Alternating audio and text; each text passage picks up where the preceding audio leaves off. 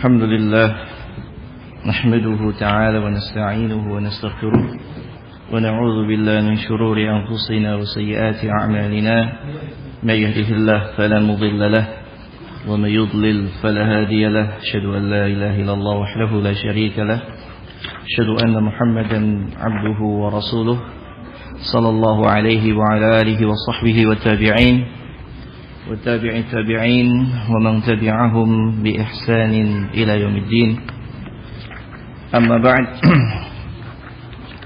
معاشر المسلمين والمسلمات رحمني ورحمكم الله جميعا.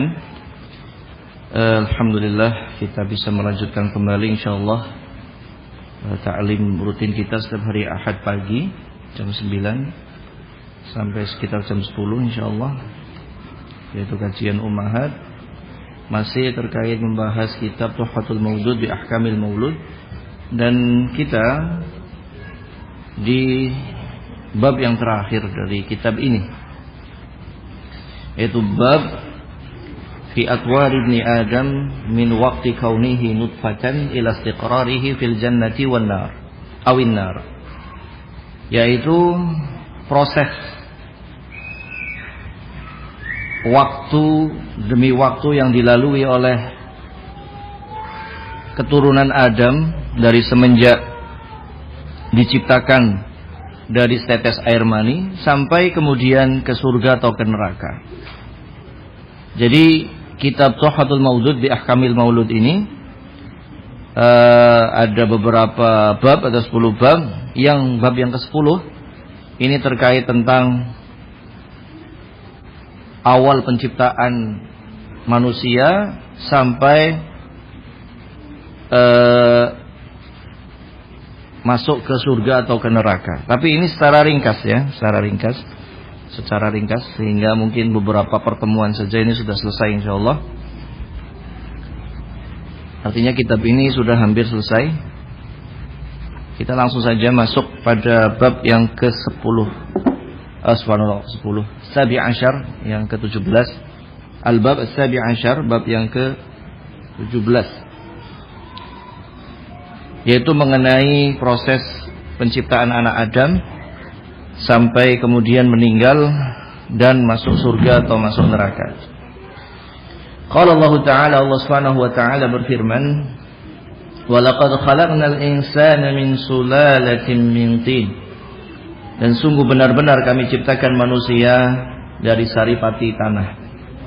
Tsumma ja'alnahu nutfatan fi qararin makin. Kemudian kami ciptakan manusia berikutnya dari setetes air mani yang ditempatkan dalam tempat yang kokoh, yaitu rahim. Tsumma khalaqna nutfata 'alaqatan fa khalaqna al-'alaqata mudghatan fa khalaqna al-mudghata 'idhaman. Kemudian kami ciptakan dari setetes air mani menjadi alaqah, segumpal darah. Kemudian dari segumpal darah kami ciptakan menjadi segumpal daging. Kemudian dari daging tersebut kami ciptakan memiliki tulang. Fakasawna al-'idhama lahma. Kemudian daging yang segumpal daging yang sudah jadi tulang tersebut kami balutkan daging. Ya. Jadi dari nutfah kemudian menjadi mudghah, segumpal darah, kemudian segumpal darah Allah ciptakan menjadi segumpal daging. Nah, segumpal daging ini dijadikan sebagai tulang, kemudian tulang tersebut dibungkuslah dengan daging yang membungkusnya. Tsumma ansha'nahu khalqan akhar. Kemudian dari situlah kami ciptakan makhluk yang berbeda dengan yang sebelumnya. Dari hanya segumpal daging kemudian terbentuklah ya seperti manusia. Fatabarakallahu ahsanul khaliqin. Maka maha baik Allah yang maha bagus ya penciptaannya. Summa innakum ba'da dzalika lamayitun. Kemudian setelah manusia itu tumbuh hidup, setelah itu benar-benar akan mati. Summa innakum yaumal qiyamati tub'atsun. Kemudian sesungguhnya kalian pada hari kiamat akan dibangkitkan. Fastau'aba subhanahu dzikra ahwali ibni Adam qabla kaunihi nutfatan. Allah Subhanahu wa taala memaparkan penyebutan keadaan keturunan Adam dari sebelum nutfah, bal turaban, bahkan sebelum nutfah itu adalah turab, tanah, sulalatin min tin, wa ma'an, dan tanah yang bercampur dengan air. Ilahina ba'athahu yaumal qiyamah, sampai kemudian dibangkitkan pada hari kiamat. Fa awwalu maratib khalqih annahu sulalatun min tin.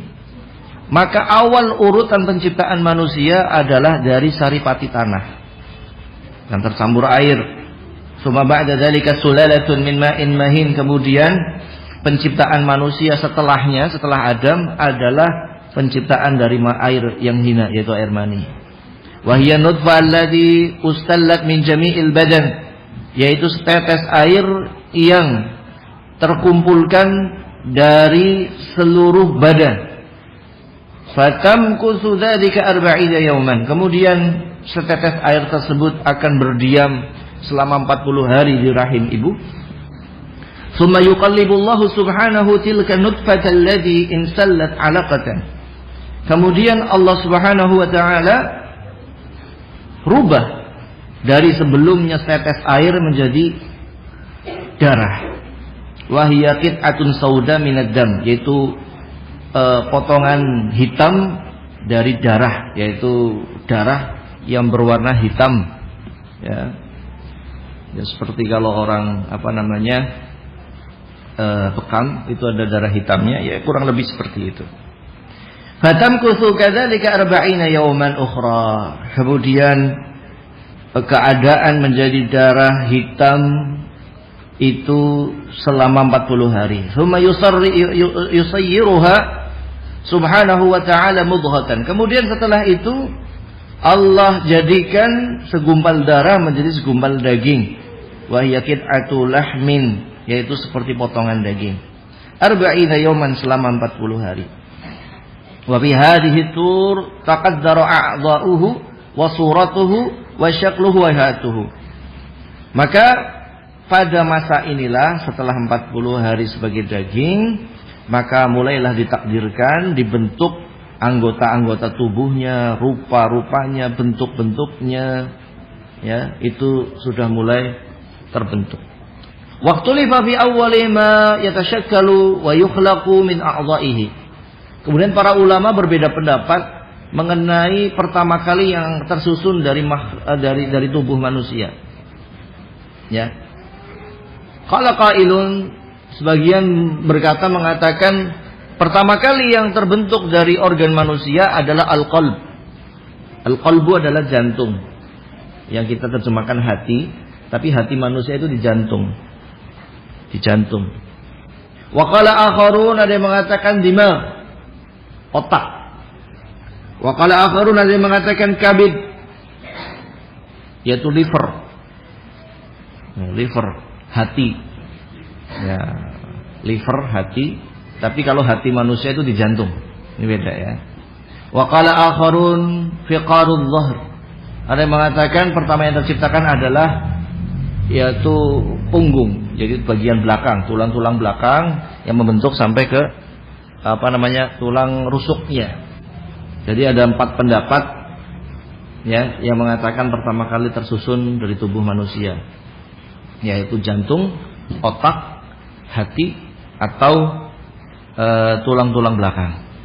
Fahtajja arbabul qaulil awal, yang pertama, pendapat yang pertama berpendapat bi anal qalba huwa azu wal asas alladhi huwa ma'danul hararah al khariziyah alladhi huwa markabul hayah. Mereka berpendapat, pendapat yang pertama, karena yang namanya jantung itu adalah organ tubuh yang paling inti, yang dari situlah bergerak seluruh darah, yang merupakan itu adalah inti daripada kehidupan manusia. Jantungnya adalah yang membuat inti hidupnya manusia, yang tersusun darinya manusia. Fa wajib ayyakuna huwal muqaddam fil khalq, sehingga mengonsekuensikan jantung itulah yang pertama kali diciptakan. Qalu, mereka mengatakan, waqad akhbara al-musyarrihun annahu wajadu fin nutfah 'inda kamali in'iqadiha nutfatan sauda. Sebagian dari pakar-pakar bedah, ya, dari pakar-pakar bedah, pakar-pakar apa namanya? Kalau sekarang namanya ya, para peneliti organ-organ tubuh manusia yang bagian dalam, mereka mendapati di nutfah, di tetesan air mani itu ada bagian dalamnya itu ada titik hitam. Nah, titik hitam itu adalah cikal bakal dari jantung. Ya, cikal bakal daripada jantung. Wahtajaman qala innahu dimah. Kemudian ada yang mengatakan itu adalah otak dulu yang diciptakan. Mereka berpendapat di anna dimagha minal hayawan huwal 'adur ra'is minal insan. Karena otak itu adalah sumber kehidupan, yang merupakan organ kepala yang paling penting dari manusia. Wa huwa majma'ul hawas. Dari otak itulah panca indera bisa berfungsi. Wa anal amra al-muqtasa bil hayawan huwal his wal haraka wal iradiyah. Dan perkara yang khusus pada makhluk hidup, baik itu panca indera, bergerak, dan juga memiliki keinginan, itu ada pada otak. Ya, sumbernya di otak. Ya, karena ciri-ciri makhluk hidup, dia punya panca indera, punya gerakan, dan punya keinginan. Itu ciri-ciri makhluk hidup. Sebagaimana dalam ilmu-ilmu fisika juga diterangkan demikian. Biologi. Wa aslu dzalika minad dimagh, dan seluruhnya itu berpusat kepada otak. Wa minhu yanba'ith, dari otaklah manusia itu bertumbuh dan berkembang. Wa in kana al-khas bil hayawan huwal his wal haraka wal iradiyah. Kalau memang ciri makhluk hidup itu adalah punya indera, punya gerakan, dan punya keinginan, wa kana an hadzal adwi. Dan seluruh dari tiga hal tadi berpusat pada otak. Wa kana huwal muqaddam fil ijad wa takwin, sehingga mengonsekuensikan otak inilah yang pertama kali diciptakan. Ini yang berpendapat bahwasanya pertama kali yang diciptakan adalah otak. Wahtaja man qala innahul kabid. Kemudian yang berpendapat yang terciptakan pertama adalah hati. Bi annahu al-'adu alladhi minhu an-namu wal ightida' alladhi bihi qawwamul hayawan. Karena hati, liver adalah anggota tubuh yang darinya ya akan jadi baik semua makanan, minuman, nutrisi. Ya. Akan makanan itu jadi jadi bermanfaat atau jadi bahaya, itu tergantung daripada namanya liver tadi. Qalu fan nizam at-tabi'i yaqtadi an yakuna awwal mutakawwin al-kabid, thumma al-qalb, thumma ad-dimagh. Kemudian mereka mengatakan nizam at-tabi'i yaitu siklus yang berputar secara alami ya pada penyusunan makhluk hidup. Menurut mereka adalah sesuatu yang pertama tersusun adalah hati dulu. Setelah hati kemudian jantung. Setelah jantung barulah otak. Lianna awwalu faslil hayawan huwa namu. Dikarenakan pertama kali ciri makhluk hidup adalah berkembang. Walaysa bihi fi hadzal waqt hajah ilal his. Saat ini belum butuh yang namanya indera. Wala ila harakah iradiyah, dan bukan pula kepada pergerakan, tetapi butuh kepada pertumbuhan. Li'annahu yu'addu bimanzilatin nabat, karena seperti tumbuhan. Karena yang namanya manusia itu dikiaskan oleh Allah, bangkitnya mereka nanti seperti biji yang tumbuh. Maka yang dibutuhkan untuk biji yang tumbuh adalah nutrisi, dan nutrisi tersebut akan ditentukan oleh hati. Fala hajata bihi hina idan ila ghairin namin, sehingga tidak ada butuh kepada selain pertumbuhan. Walihada innama tusiru lahu quwwatul his wal irada 'inda ta'alluqun nafsi bih. Sehingga seseorang akan memiliki indera atau akan memiliki gerakan tubuh, kekuatan, itu semuanya tergantung kepada nutrisi yang masuk. Dan itu ditentukan oleh hati. Wa dzalika fi tur rabi' min adwari takhliqih. Dan itu di masa keempat pada penciptaannya. Fakana awwalul a'dha khalqan fihi wa alatun nabi. Sehingga mengkonsekuensikan pertama kali anggota tubuh yang diciptakan adalah alat untuk bisa menyalurkan nutrisi, menyalurkan energi untuk menumbuhkan dia. Dan itu adalah al-kabid, liver, organ liver hati. Walladhi syahadahu arbabu tasyrih, dan yang dipersaksikan oleh para ilmuwan pakar-pakar seperti ini, pakar bedah ataupun pakar, kalau kenapa disebut pakar bedah? Karena mereka yang membedah ibaratnya. Kalau zaman dulu dokternya dokter bedah. Hatta innahum muttafiquna alaih, sampai mereka bersepakat atas masalah ini. Annahu awwalu ma yatabayyanu fi khalqi jasadil hayawan salatu nuqat mutaqarribah ba'duha min ba'd. Bahwasanya yang jelas dari penciptaan makhluk hidup itu ada 3 titik, yang 3 titik saling berdekatan, ya, yatawahamu annahum ra'sul kabid wal qab wad dimah, di mana itu diprediksi adalah cikal bakal daripada liver, jantung dan otak. Tsumma yazdadu ba'dhum ba'dan alam tidadi ayyamil hamil. Kemudian satu sama lain akan saling menjauh sesuai dengan posisinya di masa kandungan. Fahadzal qadar huwa alladhi 'inda al-musyarrihin. Ini adalah menurut pakar-pakar orang yang meneliti anatomi tubuh manusia atau organ dalam ataupun apa istilahnya lah. Fa'amma ayu hadhihi nuqat aqdamu asbaq, maka manapun yang lebih dahulu diciptakan dari tubuh manusia, falaysa indahum alaihi dalil illa al-akhlaq fal aula wal qiyas. Ya, tidak ada dalil di sisi mereka kecuali penelitian terhadap makhluk hidup atau lebih utama ini atau dengan qiyas. Wallahu a'lam. Artinya penciptaan seperti ini, ya, kalau secara agama ya mungkin sebagai pengetahuan saja. Manapun yang pertama kali itu diciptakan, itu menunjukkan kepada maha esanya Allah Subhanahu wa taala, begitu luar biasa dalam penciptaannya. Subhanak ma khalaqta hadza batilah. Maha suci Engkau ya Allah, sungguhnya Engkau menciptakan ini tidaklah sia-sia.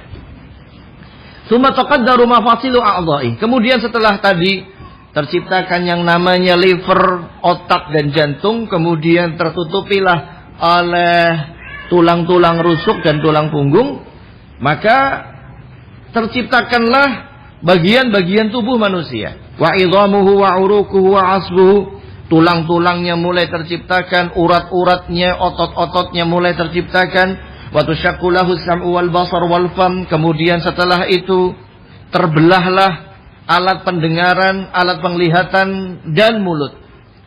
Wa yaftaqu khalquhu ba'da an kana ratqa, dan kemudian sudah mulai menjadi makhluk hidup di mana sebelumnya hanya sebuah gumpalan yang tidak ada berongganya.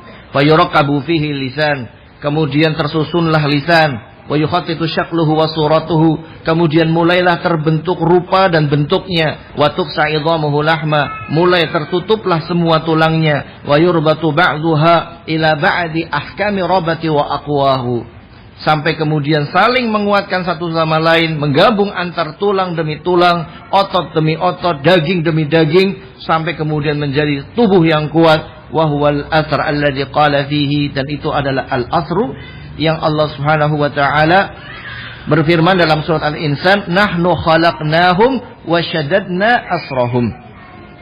Kamilah yang menciptakan mereka manusia dan kamilah yang mengokohkan asrahum.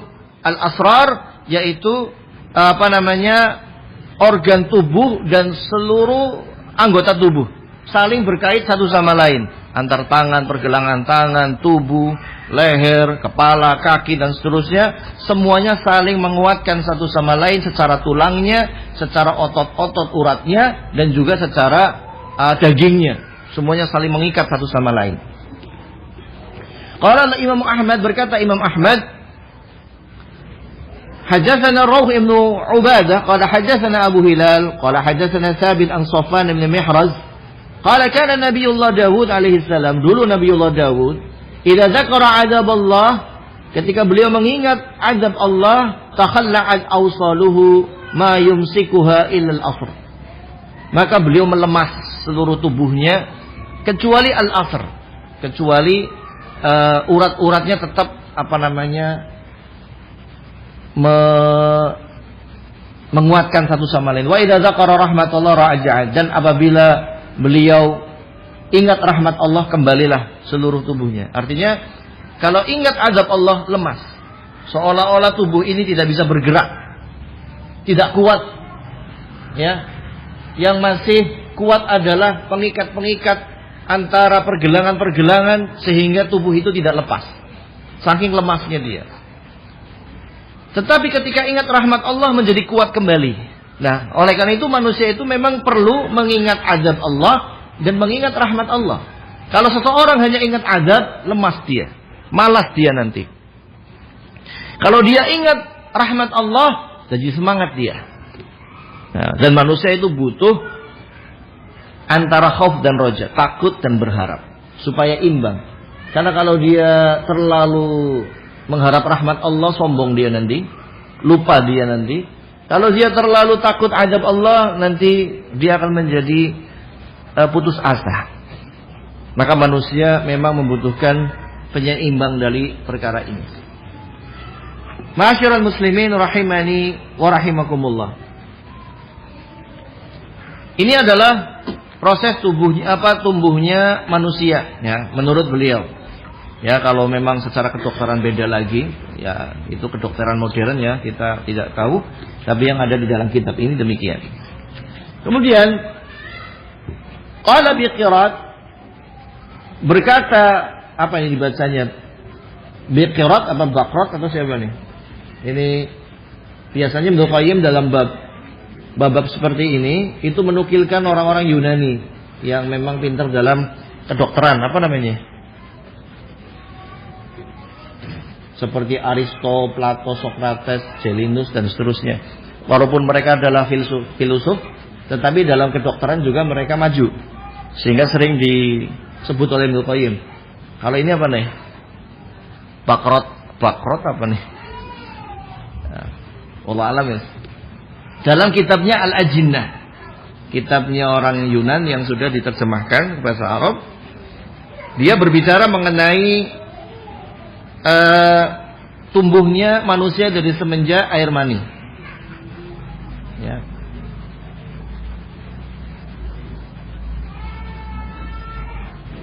Dia mengatakan di dalam kitabnya tersebut, ana uhaditsuka kaifa ra'aital mani yansha. Aku akan ceritakan kepadamu bagaimana air mani itu tumbuh menjadi manusia. Kanat limra'atin minal ahl, ya, jariyatun nafisah. Dulu dari keluargaku ada seorang wanita dari keluarga pihak ibu begitu ya, punya anak perempuan yang sangat cantik. Walam takun tuhibbu an tahbala la'alla yanqusa samanaha. Dan saking cantiknya wanita ini, dia itu nggak pernah disuruh untuk bekerja. Kenapa? Supaya harganya mahal. Kalau ada orang, karena ini budak, kalau ada yang mau beli harganya mahal. Kalau ada orang yang mau menikahinya, maharnya tinggi. Maka budak perempuan ini tidak disuruh bekerja, suruhnya untuk berhias saja supaya cantik. Fasami'a jariyah an-nisa yulqina. Kemudian wanita tadi mendengar apa yang dibicarakan oleh wanita-wanita tadi, ya, dan mengatakan innal mar'ah idza aradat an tahmila lam yakhruj minha maniyur rajul bal yabqa muhtabisa fa fahimat dzalik fa ja'alat tarsiduhu min as-siha fa ahtat fi ba'd al-awqat annahu lam yakhruj minha Fabalaghani khabar, bahwasanya menurut dia kalau seorang wanita ingin hamil,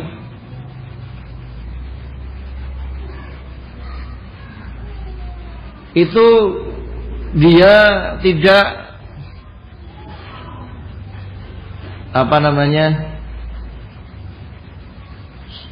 tidak membuat maninya laki-laki itu untuk keluar, bahkan ditahan. Maka kemudian dia pun memahaminya, faja'alat tursiduhu min nafsiha, maka si wanita itu menahannya, fa'ahsad bi ba'dil awqat annahu lam yakhruj minha, sehingga dia mengetahui tidak akan keluar itu. Fabalaghanil khabar, maka datanglah khabar kepadaku, fa'amartuha an tudfira ila khalfiha,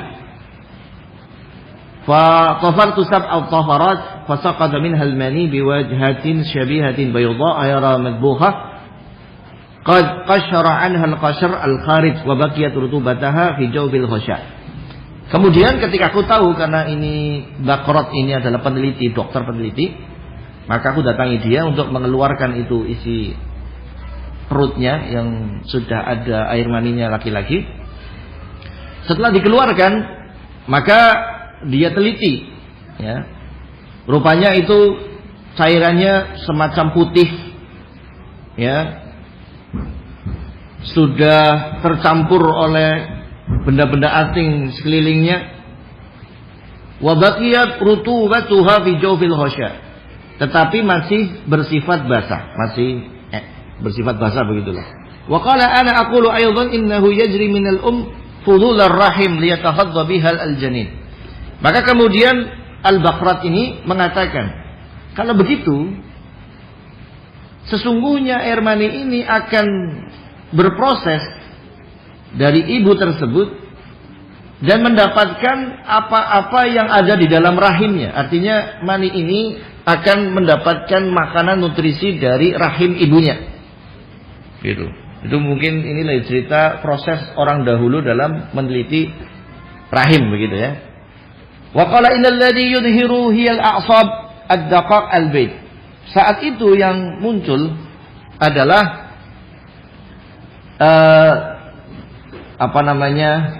seperti lemak-lemak yang berwarna putih. Wa hiya allati ra'aitu fi wasti surrah, dan itu yang aku lihat di samping pinggang, yaitu seperti lemak perut ya. Jadi lemak perut. Jadi nutrisi yang untuk ngasih makan yang di dalam rahim itu mirip dengan lemak-lemak perut. Walaysa fi mawdhin akhir hadhihi surrah li'anna ar-ruh innama yushaqqu tariqan li nafsi hunak. Dan tidak ada tempat lain ya selain daripada sekitar perut ataupun pusar, dikarenakan ruh itu akan menjalani jalan ya melalui jalur tersebut. Jadi ruh akan dimasukkan melalui jalur rongga-rongga tersebut, ya, sehingga masuk ke dalam tubuhnya janin tadi. Ini menurut yang dinukilkan oleh Ibnul Qayyim. Ya. Nah, semakana wa aqulu syai'an akhar zahiran ya'rifuhu kullu ma yarghabu fil ilm. Kemudian aku mengatakan, menyimpulkan sesuatu yang lain yang orang kalau semangat terhadap ilmu ini akan semangat untuk mengetahuinya. Wa uwaddihu bi qiyasat, kemudian aku jelaskan dengan kias-kias, dengan perbandingan-perbandingan yang lain. Wa aqul, dan aku simpulkan, innal mani huwa al-hijab wa innahu yataqadda min ad-dam alladhi yastami'u min al-mar'ah wa yanzilu ila ar-rahim. Mani itu adalah yang membungkus, dan kemudian yang memberikan makan kepadanya adalah darah yang terkumpul dari rahim wanita. Ya. Qala innal mani yajdubul hawa, dan kemudian mani juga di dalam rahim ibu itu membutuhkan udara. Fayatanafasu fihi fi hadhil al-hajab fil asbab allati dzakarna, sehingga bisa mengeluarkan nafas atau angin di dalam rahim ibu tadi. Wa yarbu minad dam alladhi yanhadiru minal mar'ah, dan kemudian akan tumbuh rahim tersebut, janin tersebut sedikit demi sedikit, dan akan mendapatkan nutrisi dari darah yang ada di tubuh wanita. Ya. Ini menurut penelitian beliau ya, kita tidak membandingkan dengan kedokteran yang sekarang. Wa qala inna tamas la yanhadiru madamatil mar'a hamilan in kanat tifluha sahihan. Wa dzalika mundu awwali syahrin min habliha ila syahri tasi'. Dan senantiasa yang namanya proses demikian terus ada pada wanita hamil sampai dalam kondisi nanti janinnya sehat. Dari semenjak bulan pertama kelahiran sampai bulan ke-9 dari kehamilan. Ya, walakin jami'u ma yanzilu minad dam minal badan kulluha yastami'u haula al-janin 'ala al-hijab al-a'la mal istibabin nafs. Akan tetapi seluruh apa yang ada dari darah-darah wanita tadi yang sebagai nutrisi dari janin tadi berada di bagian atas dari rahim dan juga ada udara juga yang mengalir di situ. Wasara ada tariqu wusulihi lil janin. Dan tali pusar itu yang ke janin itu adalah jalan masuknya nutrisi-nutrisi kepada janin. Fayadkhulul ghada ilaihi fayaghdihi wa yazidu fi tarbiyati. Sehingga akan masuk nutrisi-nutrisi makanan kepada janin tersebut sehingga akan tumbuh, kembang sampai akhirnya menjadi bayi yang sempurna. Nah, ini metode penelitian orang-orang terdahulu dalam meneliti kehamilan manusia. Nah, karena waktunya sampai habis di sini, fadhil kalau ada pertanyaan. Intinya ikhwan fillah azakumullah, Al-Imam Ibnu Qayyim rahimahullah di sini sedang menceritakan bagaimana proses awal penciptaan manusia dari awal mereka ada di rahim ibu-ibu kita. Intinya penciptaan Allah yang sangat sempurna ini, sangat luar biasa ini, yang tidak akan bisa ditiru oleh siapapun karena penciptaan Allah yang paling sempurna. Maka menunjukkan ini adalah kenikmatan yang sangat besar yang harus kita syukuri, dan semuanya itu sebagai hujjah atas kita untuk beribadah kepada Allah semata. Nah, silahkan kalau ada pertanyaan, kalau ada.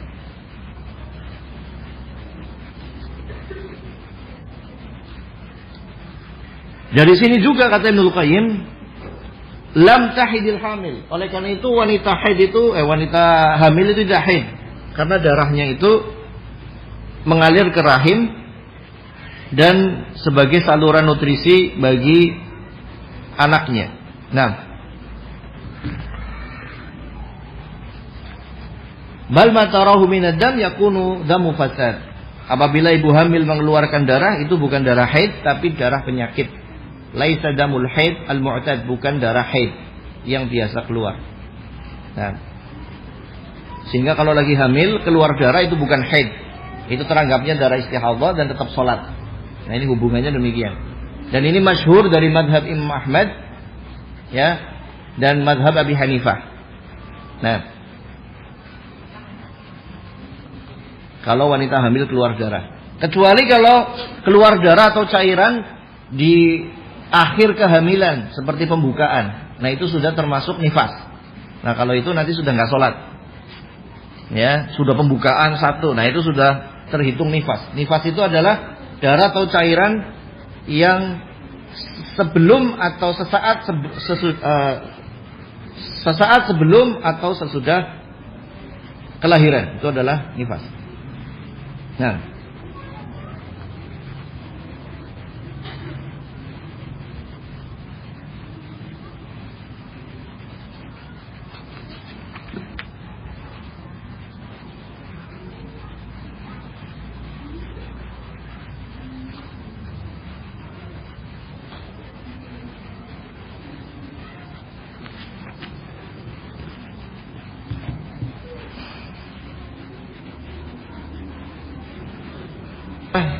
Hippocrates, ya, dokter Yunani kuno, ya, Bukrat itu bahasa Arabnya dari nama Yunani Hippocrates. Biasanya terkenal sampai sekarang, ya.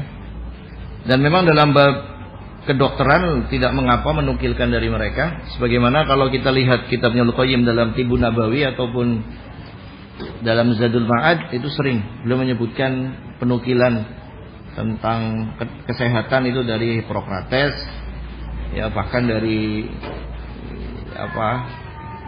yang lainnya lah, dari pakar-pakar kedokteran orang dahulu. Nah,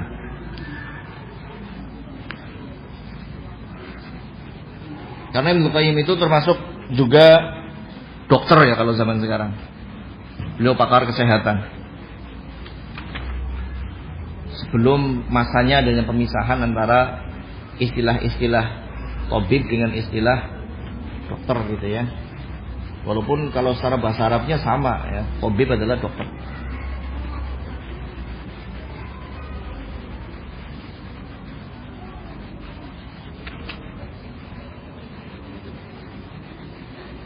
Karena suami masih suka merokok, karena sudah dinasihati berkali-kali tetapi tidak menggubris. Sabar, ya hendaknya istri bersabar. Jangan terburu-buru meminta cerai.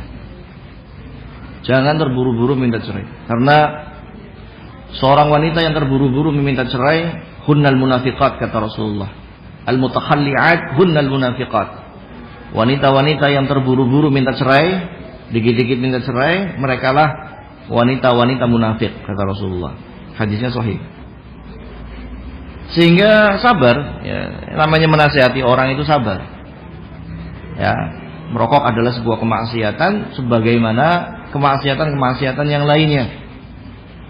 Teruslah sabar sebagaimana Asiyah itu sabar terhadap Firaun. Ya, Asiyah sabar dalam menghadapi Firaun dan buahnya adalah surga bagi dia. Maka bersabar menasihati daripada suaminya. Zainab sabar terhadap Abul As yang ketika itu belum masuk Islam. Ya, sabar. Ya, diberikan hak-haknya dan seterusnya. Sampai kemudian turun larangan seorang wanita muslimah memiliki suami yang musyrik, akhirnya barulah berpisah. Artinya kalau memang tidak ada perkara yang sharih membuat hubungan pernikahan itu tidak sah, maka pertahankanlah. Walaupun mungkin didapati suami Anda melakukan kesalahan-kesalahan, kemaksiatan-kemaksiatan, karena tidak ada manusia yang sempurna. Intinya adalah nasihatilah suami Anda. Nasihati, terus nasihati, didoakan. Barangkali suatu ketika ya dia akan tersadar dengan itu. Sabar. Jangan ya karena beberapa kemaksiatan yang ini tidak sampai melukai fisik anti, kemudian langsung menuntut cerai seperti ini. Karena nanti kemaksiatan banyak, ya.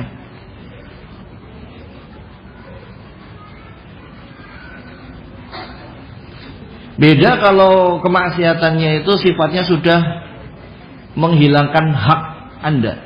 Misalkan menyiksa Anda, dipukul sampai lebam-lebam, sampai luka. Nah, kalau seperti itu bolehlah untuk menuntut cerai. Kenapa? Karena itu sudah mendolimi dalam bentuk fisik. Ya. Atau mendolimi dari sisi harta, misalkan selama setahun, 2 tahun nggak pernah kasih nafkah sama sekali, itu pun wanita boleh menuntut cerai. Tapi kalau pada diri suami ada kekurangan-kekurangan akhlak, ada kemaksiatan-kemaksiatan, maka jangan minta cerai. Nasihatilah, ya, sabarilah, bimbinglah, seterusnya. Sabar. Ya. Kalau sedikit ada beberapa kemaksiatan kemudian langsung cerai, nanti Anda tidak bisa mendapati suami yang sempurna. Hatta yang tidak merokok pun ada saja kemaksiatan yang lain yang dia lakukan. Maka sabar. Sabar, dinasehati dengan cara yang baik, sebagaimana kita juga ingin dinasehati dengan cara yang baik. Sabar. Jangan terburu-buru untuk minta cerai. Al-mutakhalli'at hunnal munafiqat kata Rasulullah.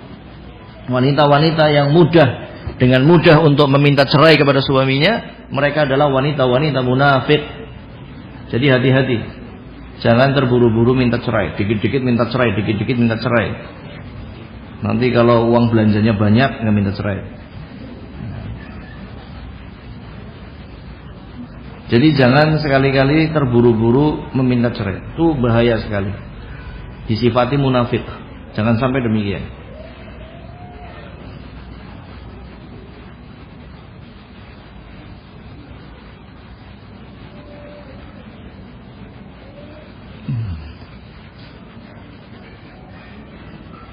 menggunakan perhiasan yang dulu jadi mahar sebagai modal usaha, ya boleh-boleh saja, tetapi yang memakai usaha siapa? Yang namanya mahar itu menjadi milik istri, sehingga kalau suaminya mau pakai ya imam minta, imam pinjem, begitu ya. Misalkan saya pinjem dulu ya dulu mungkin kemarin maharnya 1 miliar mungkin ya. Kemudian mau usaha, saya pinjam dulu itu maharnya 1 miliar, 10 kilogram emas. Ya boleh-boleh saja pinjam. Nah, intinya kalau sudah mahar itu milik hak istri, bukan suami. Kalau pinjam ya dikembalikan. Kalau memakai ya minta kehalalannya. Kalau tidak ya diganti. Oleh karena itu sunnah dalam mahar itu memang yang punya nilai. Memang ada dua sisi dalam syariat ini. Kalau perhatikan ini ya, kalau masalah mahar itu Rasulullah mengatakan khairun nikah aisaruha mu'nuha. Sebaik-baik nikah adalah yang paling mudah biayanya, paling mudah maharnya, paling gampang. Tapi bukan berarti maharnya itu menggampangkan, itu tidak. Ini kan zaman sekarang kadang viral mahar menikah, maharnya apa? Maharnya sandal jepit. Saya terima nikahnya dan kawinnya Fulanah binti Fulan dengan mas kawin sepasang sandal jepit. Nah, ini nggak berharga, artinya sesuatu yang nggak bernilai. Ini harga diri laki-laki lah ya. Rasulullah jadikan pilihan khatam min hadid, cincin besi itu bagi laki-laki yang miskin sama sekali nggak punya uang. Kalau bisa, ya laki-laki memberikan mahar yang banyak. Jadi begini, wanita kalau bisa minta maharnya jangan banyak-banyak, yang gampang saja. Tapi laki-laki kalau bisa ngasih maharnya yang banyak. Jadi dua belah pihak harus paham itu. Rasulullah kalau ngasih mahar kepada istri-istrinya, kepada Aisyah contohnya itu 12 uqiyah. 12 uqiyah itu sekitar nilainya itu kalau zaman sekarang sekitar 20-25 juta. Itu mahar beliau kepada Aisyah dan istri-istri yang lainnya. Kalau maharnya Rasulullah untuk Khadijah 20 ekor onta. Kalau 20 ekor onta, 1 ekor onta itu 60 juta. Dikali 20 1,2 miliar maharnya Rasulullah untuk Khadijah. Bahkan maharnya Rasulullah untuk Romlah, untuk Ummu Habibah, itu nilainya 5.000 dirham atau setara dengan sekitar 2 miliar. Kalau mau mengamalkan sunnah Rasul itu diamalkan itu. Nah. Tapi ya jangan mahal-mahal wanita kalau minta. Itu laki-lakinya. Jadi kalau wanitanya mintanya jangan yang mahal-mahal, jangan yang banyak-banyak. Tapi laki-lakinya kalau punya ngasihnya yang banyak.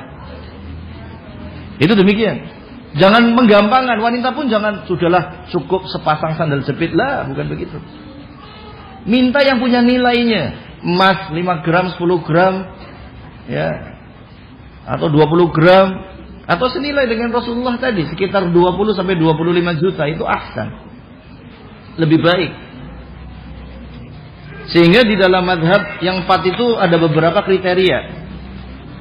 Menurut madhab Abu Hanifah, minimal mahar itu 10 dirham. 1 dirham itu nilainya sekitar 35.000 sampai 40.000.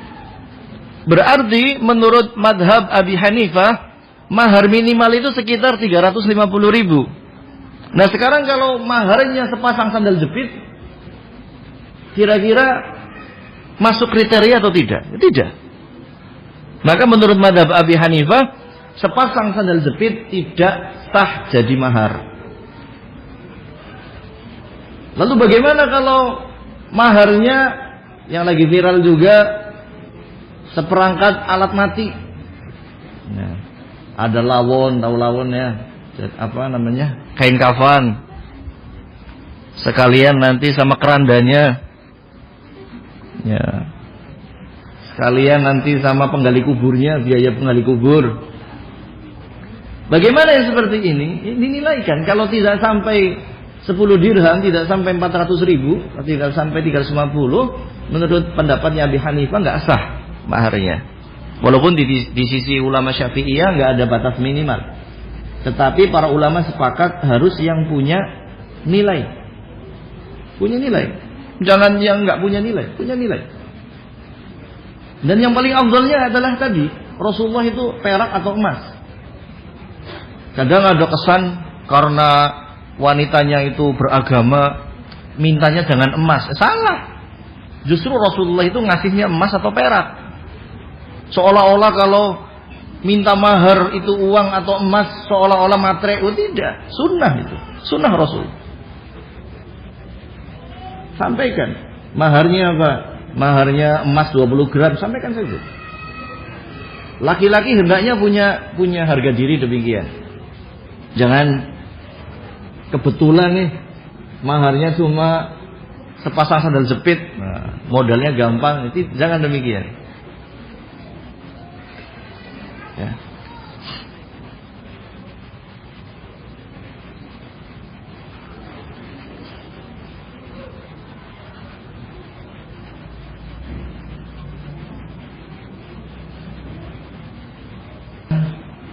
Terkait apa sih? Jangan menjual produk-produk yang berfungsi melentikkan bulu mata, melebatkan bulu mata, melebatkan alis. Karena kategori apa nih? Menjual sesuatu yang haram. Karena amalan jasmani merupakan ciptaan Allah. Perlu disampaikan, semua alat-alat kosmetik yang pertama, walaupun kosmetiknya mubah, misalkan bedak, lipstik, itu hendaknya wanita pakainya di rumah saja, bukan di luar. Ya. Pakainya di rumah di hadapan suaminya. Nah, bagaimana hukum menjual seperti ini? Ya hukumnya boleh. Jadi perkara yang dia itu bisa dipakai untuk yang baik dan yang tidak baik itu hukumnya boleh. Misalkan jual HP. HP ini kan tergantung pemakai. Kalau yang makainya untuk maksiat ya maksiat, kalau yang pakainya untuk taklim ya taklim, bagus. Nah, bagaimana hukum menjualnya? Boleh-boleh saja. Seperti bedak, lipstik. Kalau dia dipakainya untuk di hadapan suami, suaminya senang jadi ibadah. Tapi kalau dipakainya di luar jadi maksiat, ya jadi dosa. Nah, jualnya bagaimana? Ya kalau kita jualnya secara umum saja lah, Pak. Kecuali kalau alat kosmetiknya itu memang sudah jelas itu tidak ada fungsi kecuali untuk perkara haram. Ya, seperti jenis apa ya? Idep palsu itu apa ya? Idep itu apa sih? Bulu mata palsu. Idep ya. Itu kan nggak boleh. Itu jelas nggak boleh. Karena menyambung rambut ya. Itu nggak boleh. Lalu bagaimana kalau bulu matanya itu asli, tapi kemudian dipelengkung-pelengkungin? Ya apa sih namanya itu? Apa sih? Ya Allah, angel. Bahasanya bahasa ini apa sih? Pelengkung-pelengkungnya apa bahasanya? Apa sih namanya? Ya intinya bulu matanya jadi begitulah, jadi melengkung-melengkung. Bagaimana? Nah ini tergantung penggunaannya di mana. Kalau bukan nyambung bulu mata ya, tapi bulu mata asli dia, kemudian dipelengkungin. Namanya apa subhanallah? Lentik. Supaya bulu matanya lentik-lentik begitu ya. Nah kalau itu dipakai di depan suami ya nggak apa-apa, nggak masalah. Tapi kalau dipakainya keluar rumah jangan. Itu jadi fitnah. Hatta pakai cadar pun matanya kelihatan. Nah, jangan. Ya, nanti jadi fitnah. Oke. Karena jilbab itu untuk menutup kecantikan. Jangan sampai pakai jilbab malah tambah cantik, malah tambah repot nanti. Ya. Jadi kalau melentikkan bulu mata, kalau bukan yang palsu, asli cuma subhanallah, dilentikkan, itu sama seperti meluruskan rambut, mensisir rambut yang tidak permanen itu tidak mengapa. Kalau permanen itu yang tidak boleh. Seperti memutihkan kulit, kalau memutihkan kulit itu sampai mengelupas kulit, itu jangan. Tapi kalau memutihkan secara alami tidak mengapa. Jadi demikian ya, untuk perkara produk-produk kosmetik itu kalau jelas untuk maksiat itu jangan. Maksudnya alat itu seperti tadi bulu mata, lapis itu jangan. Tapi kalau alat itu seperti bedak, lipstik yang kadang bisa dipakai untuk maksiat, kadang bisa dipakai untuk perkara yang baik, maka hukumnya secara asal mubah. Tapi kalau mengarahnya langsung kepada maksiat, maka itu tidak boleh. Begitu ya. Seperti operasi plastik. Operasi plastik itu tergantung tujuan. Kalau dia misalkan mohon maaf kecelakaan, hidungnya teriris aspal, itu boleh dioplas untuk buat hidung baru. Atau dia mukanya kebakar, dioplas supaya mukanya luka bakarnya hilang. Atau mohon maaf mungkin bibirnya bibirnya apa namanya? Juling subhanallah. Sumbing. Dioperasi plastik untuk normal kembali tidak mengapa. Tapi kalau oplasnya ini untuk kecantikan, padahal dia tubuhnya normal, itu yang nggak boleh, itu yang haram, merubah ciptaan Allah. Fala yughayyiruna khalqallah. Ya. Jadi misalkan ini hidung kok kebesaran ya, udah dikecilin lagi. Setelah kecil kurang mancung, dimancungin lagi. Oh ini bibir kok terlalu lebar ya, diimutin lagi. Setelah itu bibirnya terlalu kecil, didoerin lagi. Akhirnya ya yang seperti ini tidak boleh. Itu perkara haram.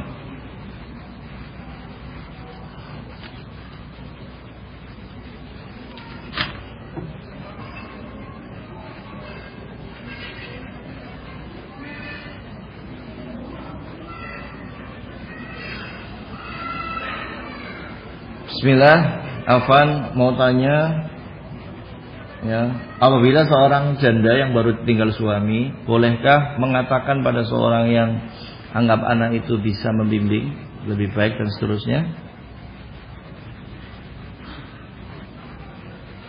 Kalau masih baru, masih dalam masa ihdad itu tidak boleh ya mengucapkan mancing-mancing supaya orang lamar dia, itu nggak boleh. Atau orangnya yang lain mancing-mancing mau ngelamar dia, itu nggak boleh. Masa ihdad dan masa iddah. Ya. Masa iddah kalau lagi hamil, masa iddahnya sampai melahirkan. Kalau lagi nggak hamil, salah satu huruf ya, 3 kali masa suci atau 4 bulan. Itu jangan ada yang melamar, apalagi menikahi, dan jangan memberi isyarat-isyarat gitu untuk saya siap dilamar misalkan, itu jangan. Ya. Selesaikan dulu masa iddahnya. Ihdadnya dan iddahnya selesaikan.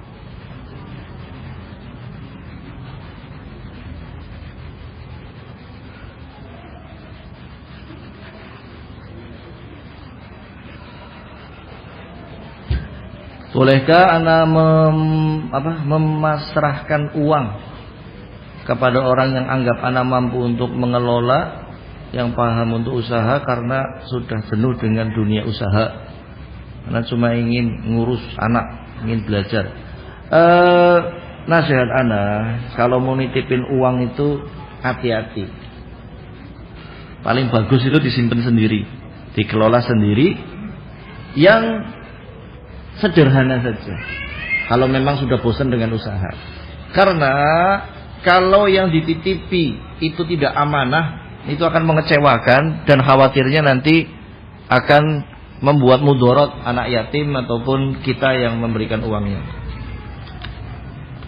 Kemudian akadnya itu titip apa minjem apa bagi hasil. Kalau kita nitip namanya wadi'ah. Kalau titip berarti yang dititipi nggak boleh pakai, kembali harus utuh. Yang dititipi nggak boleh pakai. Kalau kita minjemi, ya berarti minjem, ya, orangnya minjem, orangnya boleh pakai, kembalinya utuh, nggak boleh lebih, nggak boleh kurang. Kalau bagi hasil, ya siap untung bareng atau rugi bareng. Maka uang ini harus jelas sebagai wadiah titipan atau sebagai dain hutang atau sebagai musyarakah, sebagai kerjasama bagi hasil. Itu harus jelas. Ya, harus jelas. Kalau tidak jelas, ya khawatir saja nanti ada satu kejadian yang membuat Anda rugi. Jadi kalau Anda ini memang lagi tidak fokus dengan dengan usaha, ingin fokus belajar dan ngurus anak, ya perlu dipahami yang namanya berjualan itu sunnah, mubah tapi jadi sunnah. Jadi niatkanlah itu menjalankan sunnah Rasul gitu saja, sehingga jadi ibadah. Jadi bukan hanya sekedar cari uang, cari duit, jangan. Tetapi niatkanlah itu sebagai menjalankan sunnah para nabi dan para rasul. Ya. Dan nanti kalau Anda sudah selesai masa iddah dan ihdad dan ihdahnya, ya silakan setelah itu ya bisa menikah. Bagi wanita yang ditinggal mati suaminya ada dua pilihan. Imma dia menikah lagi, imma dia mengurusi anaknya dan tidak menikah lagi. Disebutkan dalam Adabul Mufrad ada dua hal ini. Jadi kalau dia menikah lagi ada keutamaannya. Kalau dia tidak mau nikah lagi dan fokus didik anaknya ada keutamaannya juga. Hanya saja kembali kepada dirinya. Kalau dia mohon maaf gak punya suami tapi masih suka berhias, yaitu ciri-cirinya dia harus punya suami lagi. Ya, nggak punya suami tapi kalau keluar pakaiannya mencolok, ya, bedakannya 1 cm misalkan. Yang begitu itu ciri dia harus nikah lagi. Ya, itu ciri. Ya, demikian.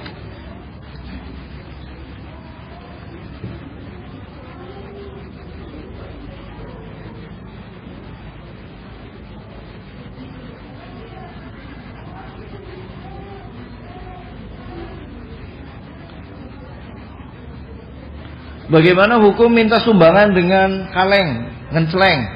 Sudah Anda jawab dulu ya. Sebelum Ramadan pernah Anda jawab. Artinya kalau kita bahasa minta sumbangan pun Anda kurang senang sebenarnya. Karena seolah-olah kita meminta-minta, itu gak senang. Apalagi dengan ngenceleng. Itu nggak senang lagi, itu menjatuhkan muruah kita, apalagi atas nama dakwah, itu menjatuhkan nama dakwah. Yang ada adalah i'rad, yang Rasulullah sering contohkan adalah i'rad. I'rad itu menawarkan dan menyemangati untuk orang bersedekah. Ya, baik langsung nanti diserahkan pada Rasulullah ataupun nanti ke fuqara masakin sendiri-sendiri. Contoh yang Rasulullah dikumpulkan langsung adalah ketika sholat id, Rasulullah mengatakan ya ma'asyaran nisa tasaddaqna, wahai sekalian wanita sedekahlah. Bilal kemudian membentangkan selendangnya dan wanita langsung melemparkan cincin, gelang, kalung, emas, perak dan seterusnya. Itu Rasulullah yang mengumpulkan. Jadi menyemangati dan menghamparkan, menawarkan orang untuk sedekah. Atau terkadang Rasulullah hanya menyemangati saja, kemudian lakukan sendiri-sendiri. Khususnya misalkan ketika menjamu tamu, ya, atau misalkan ketika menjenguk orang sakit, semangati orang untuk menjenguk, ya, semangati orang untuk menjenguk. Tetapi kadang tidak usah kita terlalu sering mengadakan ta'awun. Nanti khawatirnya terkesan kalau menjenguk orang sakit itu harus apa? Harus bawa duit dulu. Ini terkesan seperti itu. Itu kurang bagus. Ya, dan yang tidak bagusan yang kedua, nanti orang minta giliran. Itu waktu sakit ada ta'awun penggalangan dana. No, saya sakit nggak ada penggalangan dana. Itu mudarat yang kita pernah rasakan seperti itu. Orang nagih ke saya. Kemarin orang kecelakaan ta'awun. Anak sakit 1 bulan nggak ada ta'awun. Allah. Adil ya Ustaz, adil ya Ustaz. Anak dikatakan suruh adil. datang ke rumah. Oke, seperti itu. Bingung kitanya. Datang, apa benar ini yayasan Nurusuna, yayasan sosial? Benar Pak? Iya, ini saya butuh dana untuk operasi sekitar 100 juta. Tolong, saya ingin bantuan dana. Ada seperti itu. Kita mengalaminya, datang. Nah, oleh karena itu kita biasanya menyemangati orang untuk menjenguk orang sakit. Tapi masing-masing aja, masing-masing. Barangkali orang nggak punya dana, yang penting jenguk, doakan. Ya, demikian. Jadi penggalangan dana itu ya bisa jadi bagus, bisa jadi kurang bagus terkadang. Ya. Sehingga kalau bukan perkara-perkara yang urgen, seperti misalkan benar-benar dia membutuhkan, ya mendingan tidak. Yang kedua, terkadang yang disebutkan namanya itu tidak mau, merasa malu. Kok nama-nama saya dibawa? Ya, ini barang siapa yang mau menjenguk fulan lagi sakit di rumah sakit, kita galang dana. Orang yang sakit tidak tahu kita di atas namakan penggalangan dana. Ya. Ada seseorang pernah sakit, protes ke kita. Kok nama anak dipakai-pakai untuk penggalangan dana? Loh, anak nggak tahu. Itu ada penggalangan dana untuk menjenguk anak, ada penggalangan dana. Anak malu saat disebut namanya. Waduh, ya bagaimana? Anak nggak tahu. Ya, terkadang demikian ya. Ikhwan fillah azakumullah. Bagusnya itu kita ajak orang untuk menjenguk orang sakit, untuk bertakziah. Karena kalau ada embel-embel penggalangan dana dan ini akan rutin, anak khawatirnya seolah-olah kalau menjenguk harus ada itu. Dan nanti yang nggak punya uang jadi alasan, saya tidak menjenguk karena nggak ada uang untuk jenguk. Kenapa? Nggak punya duit untuk jenguk lah. Emang jenguk itu harus pakai duit? Kan tidak. Itu kepantasan saja. Jadi demikian ya, yang namanya iuran pakaikan selengan itu anak kurang suka. Nah, walaupun anak tidak sampai mengharamkan, tapi kurang suka saja dengan metode itu. Yang ada itu kita semangatin orang dan kita ada tawaran. Misalkan kalau jelas, yang penting penawaran itu bukan untuk pribadi. Yo, siapa yang mau penggalangan dana untuk berobat anak, itu jangan. Itu nggak bagus. Beda kalau ini ada pembangunan pondok, silahkan yang mau nyumbang, itu bagus. Ini ada masjid mau ningkat, mau perluasan, ya ada, silahkan yang mau nyumbang, itu bagus. Ini ada yang sakit, fadhol dijenguk, itu kalimatnya begitu.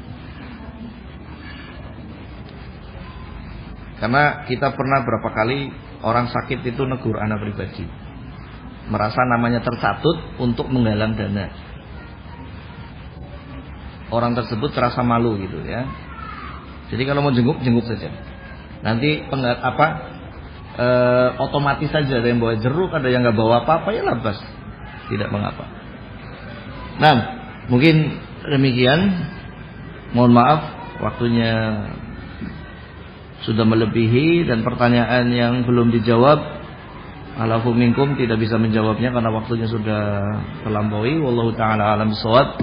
Subhanakallahumma rabbana bihamdik, asyhadu an la ilaha illa anta, astaghfiruka wa atubu ilaik. Wassalamualaikum warahmatullahi wabarakatuh.